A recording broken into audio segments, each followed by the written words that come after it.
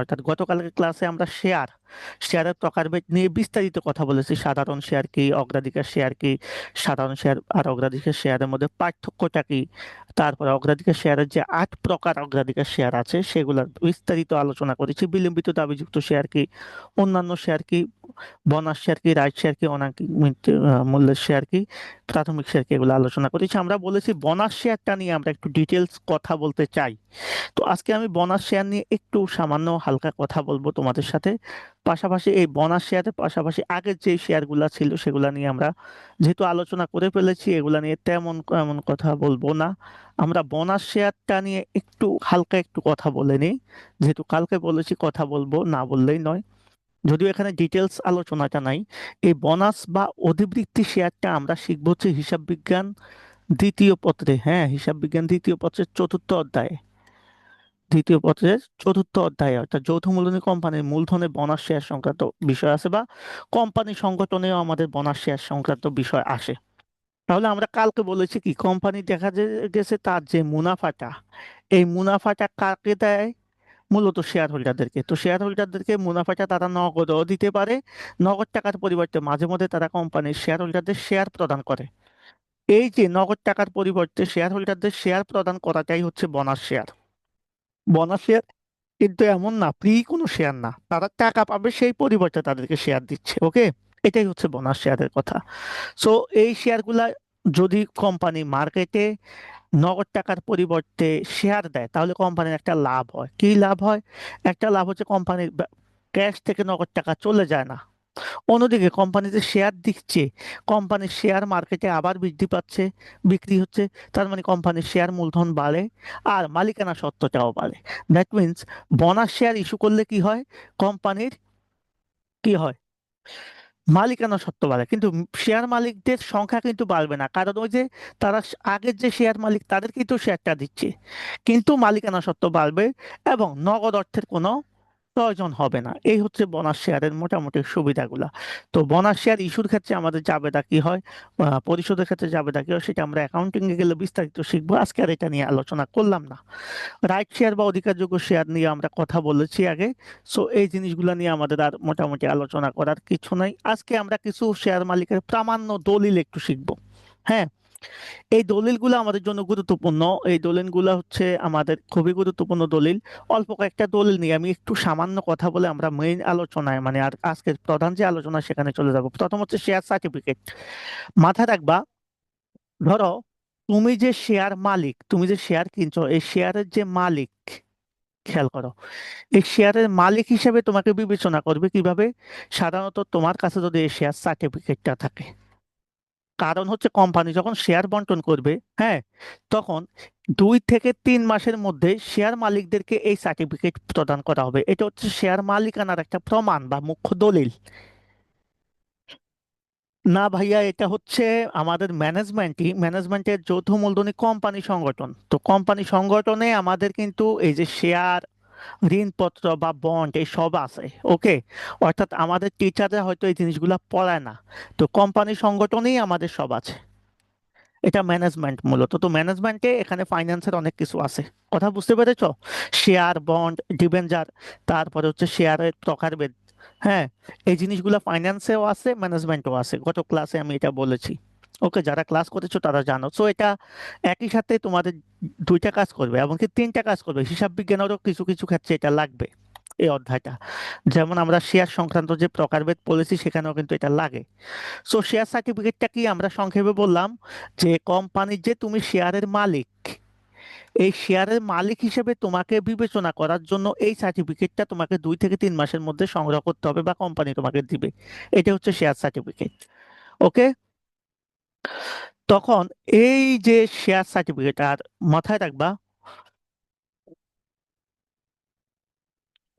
Finance বলতে এটা ফাইন্যান্সের অধ্যায় বলতে পারো, কারণ এটা একই সাথে ম্যানেজমেন্ট প্লাস ফাইন্যান্স মিক্স। হুম, যেমন আমি তোমাকে বলি, ম্যানেজমেন্টে বীমা আছে না, ফাইন্যান্সেও কিন্তু বীমা আছে। সো ম্যানেজমেন্টের কিছু অধ্যায় আমাদের ফাইন্যান্সে পাবো। ওকে, কিছু জিনিস ফাইন্যান্সে পাবো। যেমন আমি তোমাদেরকে আরেকটা কথা বলি, হিসাব বিজ্ঞান ম্যানেজমেন্ট, সরি, ফাইন্যান্সের চতুর্থ অধ্যায়, চতুর্থ অধ্যায়ে আমাদের দুইটা টপিক আছে। প্রথম পাঠে চতুর্থ অধ্যায় একটা হচ্ছে নগদ প্রবাহ। নগদ প্রবাহ আছে ফাইন্যান্সে দেখবা। আবার কি আছে, সিবিপি আছে, কস্ট ভলিউম প্রফিট। এই চতুর্থ অধ্যায়ে আবার দুইটা অধ্যায়, হিসাব বিজ্ঞান দ্বিতীয় পত্রে, এটা হচ্ছে দশম অধ্যায়, এটা হচ্ছে তৃতীয় অধ্যায় দ্বিতীয় পত্রের। তার মানে ফাইন্যান্সের একটা অধ্যায় দিয়ে তুমি হিসাব বিজ্ঞানের দুইটা অধ্যায় আবার কভার করতেছো।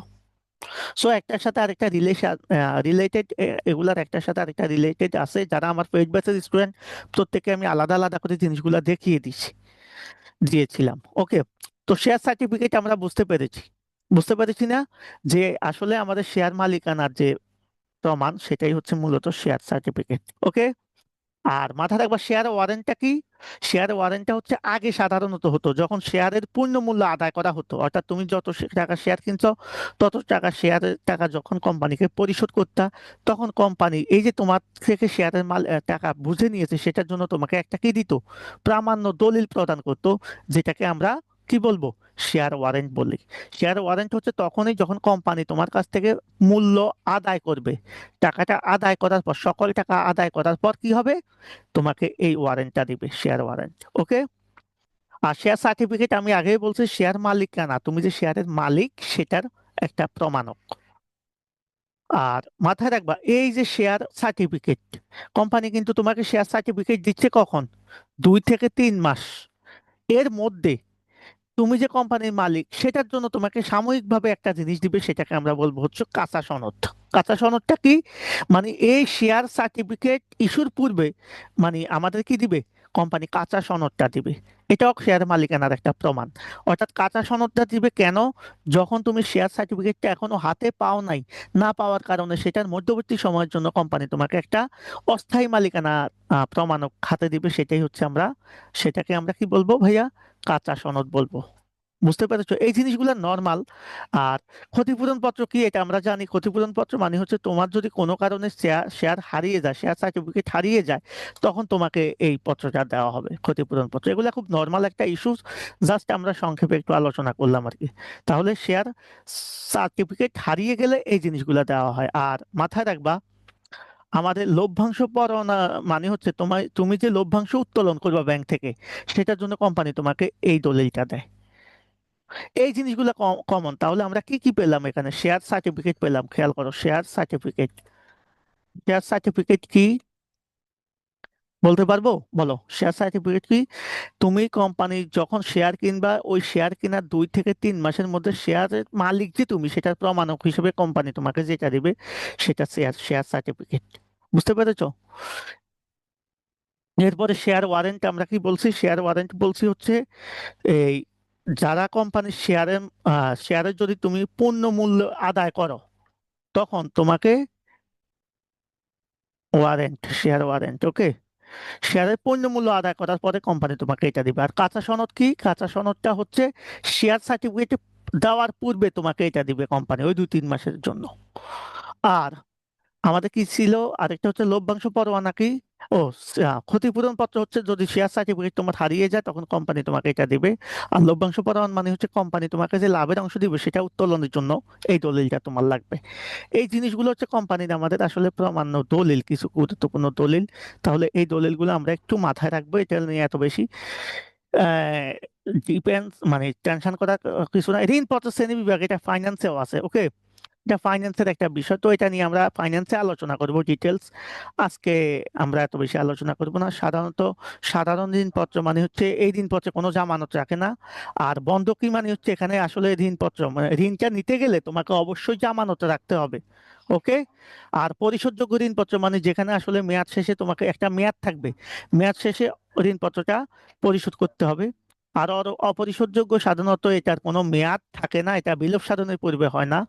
নিবন্ধিত মানে হচ্ছে এখানে ঋণ গ্রহীতার নাম ঠিকানা নিবন্ধন করা হয়, আর এখানে নিবন্ধন করা হয় না। পরিবর্তনযোগ্য হচ্ছে যে ঋণপত্রকে আমরা শেয়ারে রূপান্তর করতে পারি সেটা পরিবর্তনযোগ্য, যে ঋণপত্রকে আমরা শেয়ারে পরিবর্তন করতে পারি না সেটা অপরিবর্তনযোগ্য। সো এই জিনিসগুলো আমরা ওই যে অগ্রাধিকার শেয়ারের মতোই, সো এগুলাকে আমরা আর এত বেশি ডিটেলস বলবো না। বন্ড একই রকম। সাধারণত হচ্ছে আমরা বন্ডের ক্ষেত্রে কি জানি, বন্ডের ক্ষেত্রে আমরা জানি যে এটা সাধারণত একটা জামানতির মাধ্যমে হয় বন্ড। যে দলিলের মাধ্যমে কোম্পানি ঋণ মূলধন সংগ্রহ করে সেটাই মূলত বন্ড। বন্ড এমন একটা জিনিস যেটা মূলত ইস্যু করে পাবলিক লিমিটেড কোম্পানি। কোন company? Public limited company issue করে। আর এখানে সাধারণত আমাদের সুদ থাকে, একটা নির্দিষ্ট পরিমাণ সুদ থাকে, মেয়াদ পূর্তিতে এই বন্ডটা পরিশোধ করতে হয়। আর বন্ডকে আমরা বিভিন্ন ভাগে ভাগ করে থাকি, মাথায় রাখবা। এর মধ্যে গুরুত্বপূর্ণ হচ্ছে আমাদের, মাথায় রাখো, ওকে, আমরা একটা বিষয় আলোচনা করবো, সেটা হচ্ছে একটা ট্রেজারি বন্ড। ট্রেজারি বন্ড মানে সরকার কর্তৃক ইস্যুকৃত যে বন্ড, সেটাকে আমরা ট্রেজারি বন্ড বলবো। আর তেমন কোনো কর্পোরেট বন্ড বলতে আমরা বুঝবো হচ্ছে কোম্পানি কর্তৃক ইস্যুকৃত বন্ড, এটাকে আমরা কর্পোরেট বন্ড বলবো। ওকে, পরিশোধযোগ্য বন্ড তো বুঝো। জিরো কুপন বন্ডে সাধারণত এখানে কোনো কি থাকে না, সুদ থাকবে না, এটা মূলত অবহারে বিক্রি করা হবে। অবহারে মানে কম মূল্যে বিক্রি করা হবে, মেয়াদ শেষে ফুল টাকাটা তারা আদায় করে নেবে। বাকি জিনিসগুলো আমরা এত বেশি এখন দেখবো না, এটা ফাইন্যান্সের বিষয়। ফাইন্যান্স থেকে আমরা দেখবো। আমরা আলোচনা করবো আজকে কোম্পানির বিলুপ সাধন যেটা। এই বিলুপ সাধনটা সাধারণত তিনটা ধারায় হয়। হ্যাঁ, তিনটা ধারায় হয় কোম্পানির বিলুপ সাধন। ওকে, একটা হচ্ছে মাথায় রাখবা 234 নম্বর ধারায় কোম্পানির বিলুপ সাধনের কথা বলা আছে। ওকে,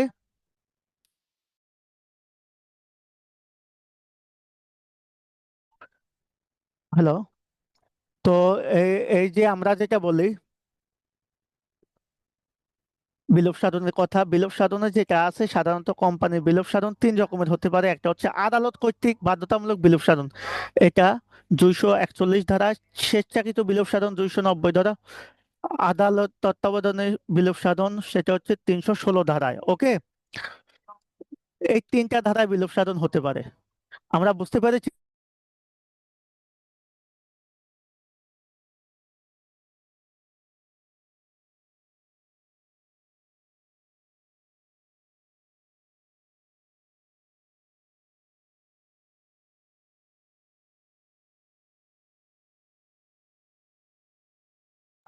ওকে, তাহলে এই তিনটা বিষয় নিয়ে আমরা বিলোপ সাধনের বিষয়গুলো দেখবো। এগুলো এত বেশি ইম্পর্টেন্ট না, জাস্ট জানার জন্য বলছি। আজকে আমরা আলোচনা করব আমাদের একেবারে লাস্টের 30টি টিক চিহ্ন ব্যাপারে কিছু কিছু বলেন। আমি তোমাদেরকে বলি, যারা আমার স্টুডেন্ট আছো বা পেইড ব্যাচে আছো বা এমনিতে আছো, তাদেরকে আমি এমসিকিউর জন্য শীট দিয়ে দিব। ওকে, এমসিকিউর জন্য শীট দিয়ে দিব। এই শীটের এমসিকিউ গুলা কমপ্লিট করলে ইনশাল্লাহ তোমাদের কমন পড়ে যাবে। ওকে, কোনো সমস্যা নেই। না না, পাঁচটা ধারা না। পাঁচটা ধারা হচ্ছে অংশীদারির। বিলোপ সাধনের কোম্পানির ক্ষেত্রে তিনটা ধারা। ওকে, অংশীদারির পাঁচটা ধারা। ওকে, অংশীদারির পাঁচটা ধারা। উম, মূলধনকে দুই ভাগে ভাগ করবো, একটা হচ্ছে মূলধন ভিত্তিক, একটা হচ্ছে মেয়াদ ভিত্তিক। খেয়াল করো, মেয়াদ ভিত্তিক মূলধন তিন প্রকার। একটা হচ্ছে দীর্ঘমেয়াদী মূলধন, মধ্যমেয়াদী মূলধন, স্বল্প মেয়াদী মূলধন। ওকে,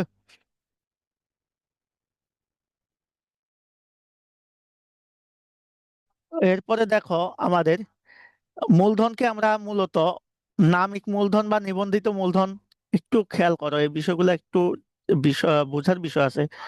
নামিক মূলধন বা নিবন্ধিত মূলধন, ইস্যুকৃত মূলধন, বিলিখিত মূলধন, আদায়কৃত মূলধন, এই মূলধনগুলা কিন্তু আমরা হিসাব বিজ্ঞানে পড়ি।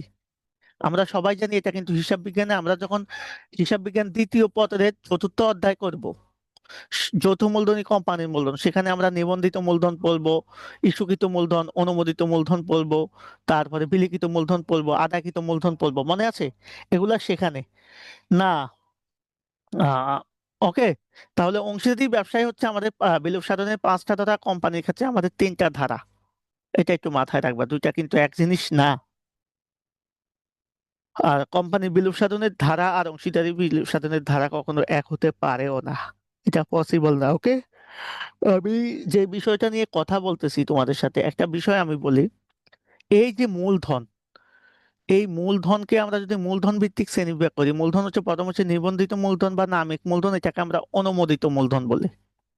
অনুমোদিত মূলধন, একটা কোম্পানি যতগুলা মূলধন নিয়ে রেজিস্ট্রেশন করে, রেজিস্ট্রেশন যে আমার মূলধনের পরিমাণ হবে এত, এই যে রেজিস্ট্রেশন করে, এটাকে আমরা বলি হচ্ছে অনুমোদিত মূলধন। এবার রেজিস্ট্রেশন করছে মনে করো সে 10 কোটি টাকা মূলধন দিয়ে। এখন কোম্পানি এবছর মার্কেটে বিক্রি করবে সে 1 কোটি টাকা শেয়ার। এই যে বিক্রি করার জন্য পত্রিকায় সে বিজ্ঞপ্তি দিবে, সেটাই হচ্ছে ইস্যুকৃত মূলধন। এখন জনগণ সাপোজ 80 লাখ টাকা শেয়ার কিনছে, এটাই হবে হচ্ছে বিলিখিত শেয়ার, বিলিখিত মূলধন। বুঝতে পেরেছো?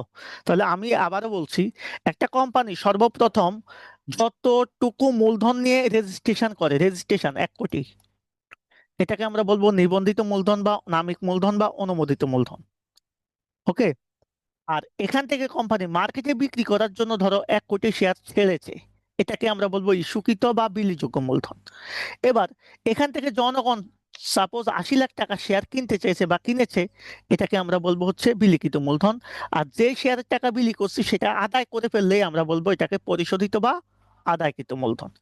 সবাই বুঝতে পেরেছো কিনা বলো তো একটু? আমাদের মূলধনের এই যে 4টা শ্রেণী আমরা আলোচনা করলাম এখন পর্যন্ত, এটা বুঝছো কিনা আগে আমাকে একটু বুঝাও। তাহলে আমরা কি কি বললাম, আমি আবারও বলতেছি।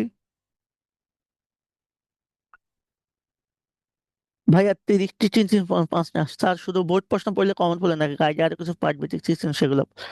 শুধু বোর্ড প্রশ্ন পড়লেও কমন পেলানো যাবে, তবে সেক্ষেত্রে একটু রিস্ক থেকে যাবে, 30-এ 30 পাইতে কষ্ট হবে। তোমার 30-এ 30 যদি পাইতে চাও, সেক্ষেত্রে তুমি বোর্ড প্রশ্ন তো মাস্ট পড়তে হবে, এর পাশাপাশি ইম্পর্টেন্ট কিছু প্রশ্ন আছে, সেগুলো একটু দেখতে হবে। এবং সবচেয়ে সর্বোপরি তোমার অধ্যায়টাকে, তোমার যে বইটা আছে, হ্যাঁ, খালেকুজ্জামান স্যারের হোক আর যারই হোক, এই বইটাকে তুমি ভালোভাবে একবার, ওই অধ্যায়টা, প্রত্যেকটা অধ্যায় একবার ভালোভাবে রিডিং পড়ে নিতে হবে। ওকে, রিডিং পড়তে হবে ভালো করে, কারণ বইয়ের ভিতর থেকে মাঝে মধ্যে প্রশ্ন হয়। ওকে। তোমাকে যেটা করতে হবে, তোমার মেইন বইটা রিডিং পড়তে হবে, মেইন বইটা রিডিং পড়তে হবে ভিতরের, প্রত্যেকটা জিনিস রিডিং পড়তে হবে, প্লাস বোর্ড প্রশ্ন সমাধান করতে হবে, পাশাপাশি কিছু সাজেশন মূলক আমরা দিয়ে দিব, সেগুলা পড়লে ইনশাল্লাহ হয়ে যাবে। বুঝতে পেরেছো কিনা? তো এই হচ্ছে বিষয়।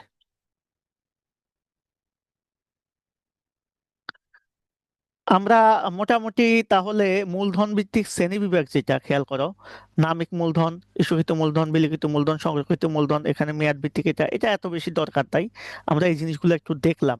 এখন আমি একটা বিষয় তোমাদের সাথে একটু ডিসকাস করে নিই। আমরা এই যে মূলধন ভিত্তিক শ্রেণী বিভাগ পড়লাম, এগুলা এই যে এখানে আছে, প্রত্যেকটা লেখা আছে। জাস্ট আমি সংক্ষেপে একটু তোমাদের সাথে বলে যাই। অনুমোদিত মূলধন বলতে কি বুঝি, আমরা বলেছি যে কোম্পানি স্মারকলিপিতে উল্লেখ করে যেটা নিয়ে কোম্পানি নিবন্ধন করে, হ্যাঁ, এটাকে আমরা অনুমোদিত মূলধন বলবো। ইস্যুকৃত মানে কি, কোম্পানি কি করে, জনগণের কাছে এই অনুমোদিত মূল শেয়ার থেকে যতগুলো শেয়ার বিক্রি করে মূলধন সংগ্রহ করতে চায় সেটা ইস্যুকৃত। বাস্তবে যতটুকু কোম্পানি বিক্রি করতে পারে জনগণের কাছে, জনগণ যতটুকু কিনতে চায়, সেটাই বিলিখিত। ওকে।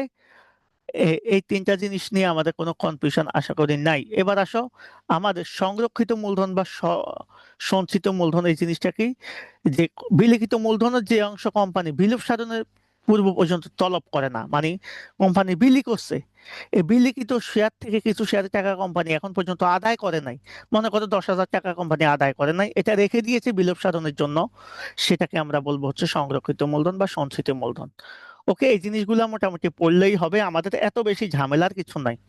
তো আজকের আলোচনা আমরা একটু সংক্ষেপে করলাম, কেন সংক্ষেপে করলাম ভাইয়া, কারণ আলোচনা যত করব তত দীর্ঘায়িত হবে। এই অধ্যায় নিয়ে এমনি আমরা 4টা ক্লাস দিয়েছি।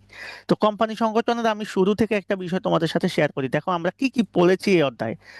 এটা মূলত ম্যানেজমেন্ট প্রথম পত্রের পঞ্চম অধ্যায়, হ্যাঁ।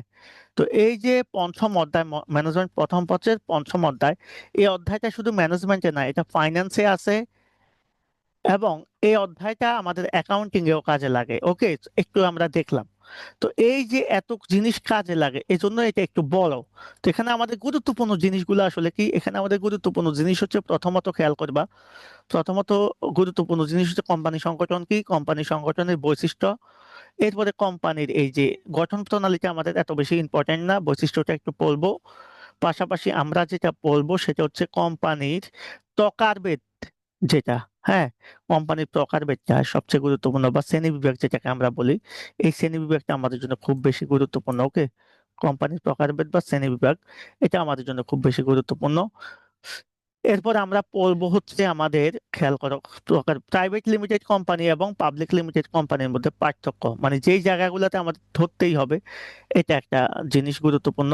প্রাইভেট এবং পাবলিক লিমিটেড কোম্পানির মধ্যে কি পার্থক্য, এটা খুবই গুরুত্বপূর্ণ আসলে। এটা আমাদের পরীক্ষায় প্রায়শই আসে। পাশাপাশি এই অধ্যায়ে আরেকটা জিনিস গুরুত্বপূর্ণ আছে, সেটা কি? সেটা হচ্ছে দেখো, এই অধ্যায়ে যখন আমরা পড়বো এই যে পাবলিক লিমিটেড কোম্পানির পার্থক্য তো আমরা দেখলাম। ওকে, এরপরে আমরা এই অধ্যায়ের জন্য আমরা যেটা পড়বো একটু খেয়াল করব। আমাদের কোম্পানির গুরুত্বপূর্ণ যে দলিল, এই দলিল দুইটা, এই দলিলের মধ্যে সবচেয়ে গুরুত্বপূর্ণ দলিল হচ্ছে ভাইয়া স্মারকলিপি। কোম্পানির সবচেয়ে গুরুত্বপূর্ণ দলিল কোনটা? আমরা জানি স্মারকলিপি বা সঙ্গ স্মারক, বা এটাকে আমরা বলি এমওএ। ওকে, আরেকটা হচ্ছে এটাকে কোম্পানির ব্লু প্রিন্টও বলা হয়, আরেকটা হচ্ছে পরিমেলনীয় নিয়মাবলী বা সংঘ বিধি।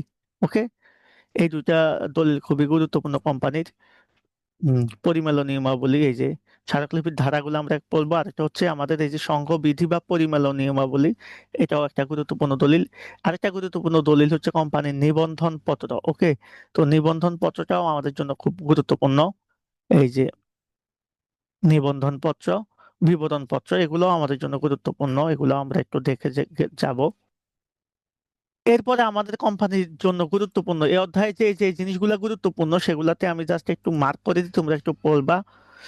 কোম্পানির পরিচালকের দরকার নাই, কোম্পানির সভাগুলা, কোম্পানির যে তিনটা সভা আছে, সভাগুলা একটু গুরুত্বপূর্ণ। আমাদের বিধিবদ্ধ সভা যেটা আছে, বিধিবদ্ধ সভা। হুম, তারপরে বার্ষিক সাধারণ সভা যেটাকে আমরা এজিএম বলি, খুবই গুরুত্বপূর্ণ। বিশেষ সাধারণ সভা যেটাকে আমরা ইজিএম বলি। তাহলে এসএম, এজিএম, ইজিএম, এই তিনটা জিনিস খুবই গুরুত্বপূর্ণ, খুবই গুরুত্বপূর্ণ। ওকে, অনেক বেশি গুরুত্বপূর্ণ। আমাদের এই জিনিসগুলোকে একটু দেখতে হবে। পাশাপাশি আমরা যেটা দেখবো, খেয়াল করো, আমরা দেখবো হচ্ছে মোটামুটি আর লাগবে না এখানে। তৃতীয়ত হচ্ছে আমরা কোম্পানির এই যে শেয়ারের শ্রেণী বিভাগটা খুব বেশি গুরুত্বপূর্ণ। এটা আমরা অনেক ভালোভাবে শিখেছি, কিন্তু শেয়ারের প্রকারভেদ বা শ্রেণী বিভাগটা, সাধারণ শেয়ার, অগ্রাধিকার শেয়ার, বিলম্বিত শেয়ার, অন্যান্য শেয়ার, এই জিনিসগুলো খুবই গুরুত্বপূর্ণ, ভেরি ভেরি ইম্পর্টেন্ট।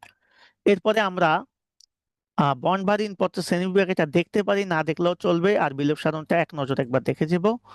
আমাদের মোটামুটি এই অধ্যায়ের এই আমাদের জিনিসগুলো, আরেকটা হচ্ছে কোম্পানির যে গুরুত্বপূর্ণ কয়েকটা দলিল আছে। হ্যাঁ, এই দলিলগুলো একটু দেখে যাব।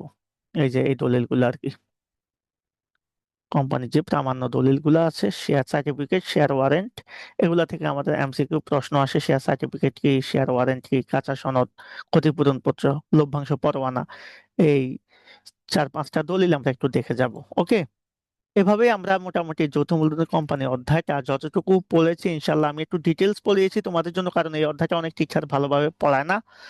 আর মূলধনের এই বিষয়টা অ্যাকাউন্টিং রিলেটেড, এটা নিয়ে আর তেমন কিছু লাগবে না। আমরা মোটামুটি ইনশাল্লাহ এর মাধ্যমে যৌথ মূলধনী কোম্পানি মূলধনের যৌথ মূলধনী ব্যবসা বা যৌথ মূলধনী কোম্পানি সংগঠনের ডিটেলস আলোচনা শেষ করেছি। তো আমি একটা বিষয় আহ, মাথায় রেখেছি যে তোমরা যারা এই অধ্যায়টা পড়েছো, হ্যাঁ, তারা অন্তত এতটুকু মাথায় রাখবা যে এই অধ্যায়টার মোটামুটি আমরা যাই শিখেছি না কেন, এটা নিয়ে আর তেমন কোনো কনফিউশন আমাদের থাকবে না এসএসসিতে। এটা আসলে আমাদের জন্য গুরুত্বপূর্ণ। ওকে, সো এই হচ্ছে বিষয়। যাই হোক, আমরা আলোচনা যা করেছি এর বাইরে তেমন কোনো কিছু আসবে না, আশা করা যায়। ওকে, এই হচ্ছে বিষয়। ওকে, তো আমরা এই অধ্যায়টাকে আমরা মোটামুটি স্টার মার্ক দিয়ে রাখবো, কারণ এটা আমাদের পরীক্ষায় একেবারে বেশি আসবে। এখান থেকে প্রশ্ন হবে, কোনো সন্দেহ নাই। এটা অ্যাকাউন্টিং এ প্রশ্ন হবে, ফাইন্যান্সে প্রশ্ন আসবে, ম্যানেজমেন্টেও প্রশ্ন আসবে। তো আজকের ক্লাসটা